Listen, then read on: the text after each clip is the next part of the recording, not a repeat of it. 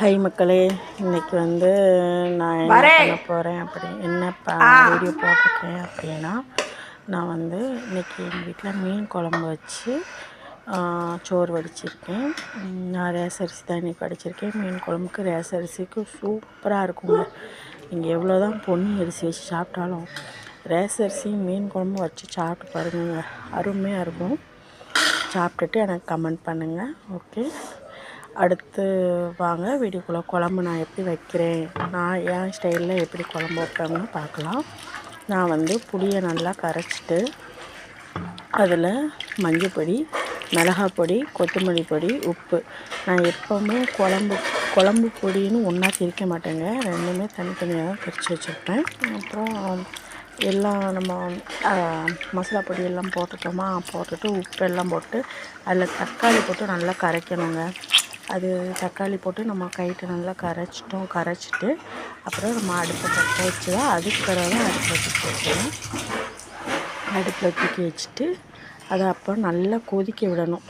அந்த பச்சை வடை போகணும்ல, அது மாதிரி நல்லா கொதிக்க விடணும். நான் இதில் மிளகா போட்டால் டேஸ்ட்டாக இருக்கும். அதனால் நம்ம 2 மிளகாயை அதில் போட்டுக்கலாம். நான் வந்து கீரி போடலை. ஏன் கீரி போடலை அப்படின்னா, உரப்பு ரொம்ப ஆயிருமா, சின்ன பிள்ளைங்க சாப்பிட முடியாது. அதனால் கீரி போடாமல் அப்படியே முழுக்க போட்டுருக்கேன், ஒரு டேஸ்ட்டுக்கு. அவ்வளோதான். இன்னும் கொஞ்சம் தண்ணி வச்சுக்கலாம்னு நினைக்கிறேன். கொஞ்சம் தண்ணி வச்சுக்கலாம். அதுக்கடுத்து நம்ம அது ஒரு பக்கம் கொதிக்கட்டும். நம்ம இன்னொன்று தேங்காய் அரைச்சி வச்சுருக்க பாருங்க, என்னெல்லாம் போட்டிருக்கேன்னு சொல்கிறேன். இதில் வந்து தேங்காய், உள்ளி, ஒரு 10 பல் வெள்ளைப்பூடு, மிளகு, ஜீரகம். உள்ளியும் வெள்ளைப்பூடும் கூட கொஞ்சம் போட்டுக்கோங்க, தேங்காய் கீக்குள்ளே போட்டுக்கோங்க. மிளகு, ஜீரகம் போட்டு அரைச்சி அப்புறமா அதில் ஒன்றா ஊற்றிடணும். பாருங்கள், அவ்வளோதான் குழம்பு. நம்ம உப்பு, உரப்பு, புளிப்பு எல்லாம் கரெக்டாக இருக்கான்னு செக் பண்ணிக்கோங்க. குழம்பு வந்து நல்லா கொதிக்கட்டும். எங்கள் ஊர் ஸ்டைலில் இப்படி தான் குழம்பு வைப்பாங்க. உங்கள் ஊர் ஸ்டைலில் எப்படி வைப்பாங்கன்னு சொல்லுங்கள்.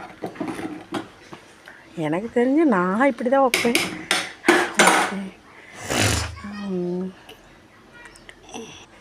குழம்பு கொதிச்சிருச்சு பாருங்கள். குழம்பு நல்லா கொதிச்சிட்ருக்கு. நம்ம மீன் அதுக்கு பிறகு மீன் சுத்தம் பண்ணி வச்சுருக்கோம்ல, அந்த மீனை போட்டுருவோம்.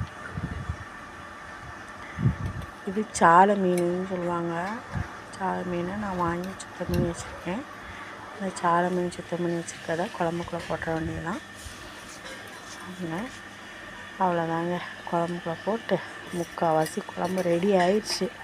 இன்னும் மீன் மட்டும் கொதித்து மீன் வெந்துருச்சுன்னா ஃபுல்லாக குழம்பு ரெடி ஆயிடுச்சுன்னு அர்த்தம். நல்லா ஒரு 2 கொதி வரட்டும். அது அன்றைக்கில் அப்படியே ஊற்றி சாப்பிட வேண்டியதாங்க. நல்லாயிருக்கும் குழம்பு. பாருங்கள், மீனெல்லாம் நல்லா வந்துருச்சுங்க. அவ்வளோதான், குழம்பு ரெடி. வாங்க சாப்பிடலாம். தேங்க்யூ.